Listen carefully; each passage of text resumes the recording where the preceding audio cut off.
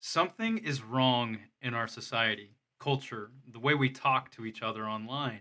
There's a question I've had, and it has to do with this. Donald J. Trump is now president of the United States. President Obama. And this. And this. We hold these truths to be self-evident. That all men are created equal. That they are endowed by their Creator with certain unalienable rights. If you want to put your finger on what's wrong with society, learn the tipping points of history, and chart course corrections, Have a headache. follow me on this 5-part series called How We Got Here Politically. With everything that's happened since 2020, I felt orphaned by my own country. And that feeling of being a foreigner in my own land is only increasing as new threats raise their heads. You don't have one. A home. It was taken from you. But I will help you take it back if I can. This episode is going to show you the good, the way it's supposed to be. I'm going to explain what conservatives value, then cover how that plays out in our politics and policies. This, in my estimation, is what I've been orphaned from. To know what conservatives believe, I dove into this giant piece of literature, the Republican Party platform for 2016. If you want to understand what conservatives believe, what their vision for America is, this document will show you. You probably noticed it's the GOP platform for 2016, and you'd be right. The reason that it's old is because the Republican National Executive Committee voted on June 10th, 2020 to adopt the same platform the party used in 2016. If it isn't broke, don't fix it.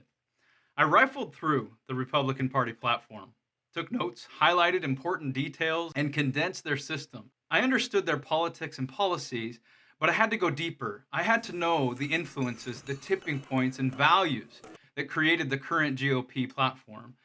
That's what led me to carefully reading the Declaration of Independence. I also spent a lot of time investigating the Constitution and our Bill of Rights. This big book, the U.S. Constitution Reader, also assisted me in understanding politics and the way our country works, as well as these, the Federalist Papers and Anti-Federalist Papers. What I'm about to share with you are the most important beliefs of conservatives, condensed and synthesized. I'm calling them conservative principles. Freedom is one of the most important values for conservatives.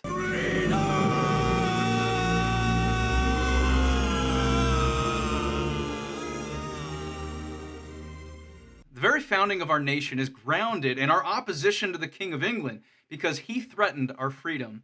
Due to the tyranny of the English monarchy, the colonialists rebelled. Through that great rebellion, the Declaration of Independence was created that acknowledged self-evident truths that all men are created equal, that they are endowed by their Creator with certain unalienable rights, that among these are life, liberty, and the pursuit of happiness. Under the principles of the American founding, property rights are protected, meaning that the government cannot take these things away from you without your consent. Separation of powers with checks and balances. Conservatives understand that human nature is evil, it's fallen, and prone to corruption. Because of this beginning point, the 51st Federalist includes how power is granted and constrained. If men were angels, no government would be necessary. If angels were to govern men, neither internal nor external controls on the government would be needed. The separation of powers is the solution as laid out in the Constitution. American exceptionalism. Conservatives hold that the greatest of all modern countries is America. America rejected the elite aristocratic leadership of England in favor of a free nation. The people have all the power, and we act through our elected representatives who serve on our behalf. If you're an American, you are 1/240 millionth king. That's the voting population. Our Declaration of Independence, the Constitution, and Bill of Rights are what make us the best nation on earth. If America falls to the leftists, if we're taken out in a war, if the World Economic Forum succeeds, there is nowhere to go for freedom and the rights that we so cherish. This is our last stand, and it is so for the entire world. Natural law and natural rights grounded in human dignity. Natural law, unchanging moral principles that ground human conduct. And natural rights due to the fact that we have inherent dignity. These were fundamental to the colonialist movement against Britain. This should be the foundation of our legal system. All men are created equal. No one has the right to dominate anybody without their consent. All men are equal, independent, free, the list goes on. We are born equal and possess a moral right to be equally free. We have a natural right to liberty. All other rights flow from freedom, and we see this as the foundation for the Declaration of Independence. From these first principles in natural law and natural rights and freedom, every other concern for the conservative flows. We are supposed to be a government of the people, by the people, and for the people. That means our government gets its just power from the consent of the governed. As you dive deeper into this series, you'll come to understand why people like Dr. Tony Fauci should never have been given the role and authority that he enjoyed. But they're really criticizing science, because I represent science. I am the Senate. The current operation of our government affords experts roles that are untouchable by the consent of the governed. People who hold no political office, who are not voted into their positions, cannot be voted out. People who operate outside the power of Congress and the legislature. People who have an indefinite term. People who are not held accountable. One of the most powerful people in U.S. history, as well as the world over, is none other than Dr. Anthony Fauci. Equality of opportunity. A fair and just society enables and allows for equality of opportunity regardless of race, sex, religion, or creed. Every U.S. citizen has the same opportunity as anyone else. It's a level playing field. Traditionalism. The belief that we should hold to tried and true systems like marriage that leads to children. The family is the center for social structures. From law and government to educational institutions and business firms, the family is the center. A fair and effective system of law and government is laid out in the Declaration of Independence, Constitution, and the Bill of Rights. These principles are the grounding, the compass, the waypoints for how policy is formed for conservatives. Politics and policies. In our modern day, here's how these conservative values play out in politics and policy. This list isn't in any particular order, and for good reason. Conservatives tend to hold all values as equal instead of one taking priority over another. The ones that do get the most attention are the ones they perceive are under threat. Number one, conservatives see the federal deficit as a gigantic problem. Our debt to GDP ratio is over 140%.